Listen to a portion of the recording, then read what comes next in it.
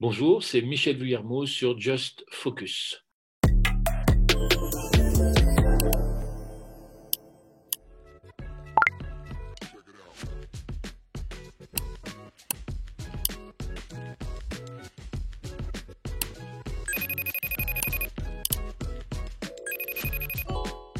C'est Anthony Cordier, par une rencontre avec Anthony Cordier, le réalisateur, voilà, que j'ai rencontré, qui pensait à moi pour ce rôle de Marcel dans la série. On s'est rencontrés, on s'est bien entendu. Moi, j'avais vu son film précédent, ses films précédents, que j'avais beaucoup aimé. Voilà, on s'est très bien entendu. Donc, on a fait une lecture. Et puis voilà, je me suis retrouvé dans l'aventure. Ce qui m'a séduit, l'originalité du sujet, que c'était avant tout très très bien écrit. Très bien dialogué, qu'il y avait un vrai suspense aussi d'un épisode à un autre. C'est-à-dire, une fois que j'avais fini le premier épisode et ainsi de suite, la lecture du premier épisode, j'avais envie de lire les suivants. Donc, voilà, ça remplissait son rôle de série, mais vraiment à suspense, l'originalité du ton, la rencontre avec Anthony Cordier. Quand il m'a dit aussi, donc Didier Mathur, le rôle principal sera tenu par Melville Poupeau, que j'avais déjà rencontré, que j'avais très envie j'avais très envie de travailler avec lui. Voilà, enfin tout ça on fait que c'était évident que j'avais envie de le faire. Le tournage était en Belgique et ça a été un enchantement. Voilà, j'ai pas déchanté depuis ma première rencontre avec Anthony, ma lecture des épisodes et tout le tournage, et même maintenant le visionnage, après avoir vu tous les épisodes. Voilà, je me suis régalé. De façon assez simple, je vous avoue. Il y a une étape qui est très importante. C'est la rencontre avec les costumes. Le costume pour préparer un rôle est une chose essentielle, mais là peut-être encore plus parce qu'on était transposé dans les années 70.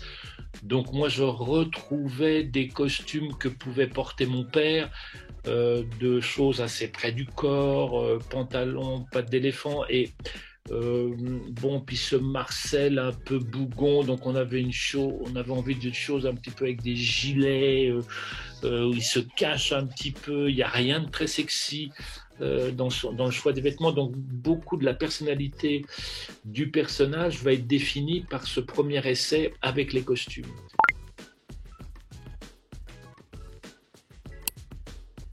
La relation évolue bien sûr. Au début, moi je suis un petit peu pour les raisons que je dévoile pas maintenant, mais pas forcément très à même de rencontrer un nouveau directeur du GEPAN, en plus quelqu'un de très rationnel, un scientifique, donc qui va remettre en cause complètement ce qu'on est en train de faire au GEPAN, d'étudier, et peut-être qu'il y a une part de mystère dans les témoignages qu'on reçoit de celles et ceux qui ont vu quelque chose dans le ciel d'inexpliqué.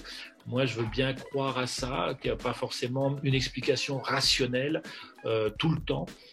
Donc déjà, on n'est pas tout à fait d'accord. Évidemment, on apprend à se découvrir. Moi, je lui avoue quelque chose de ma vie.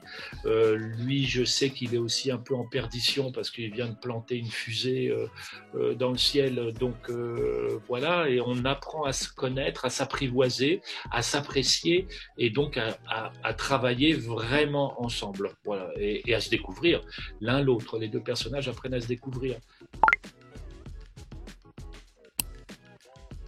On arrive dans un décor qui rend compte d'une époque que moi j'ai connue, enfant, adolescent, que je connais bien, c'est pas si loin que ça. Et l'équipe d'écho de la série a fait un boulot mais énorme. Donc on avait, je sais plus, je crois qu'il y a 80 décors sur la série à peu près, intérieur, extérieur, et on arrivait avec les comédiens, avec Melville, on était à chaque fois scotché par le boulot de déco qu'il y avait. On n'avait rien à faire.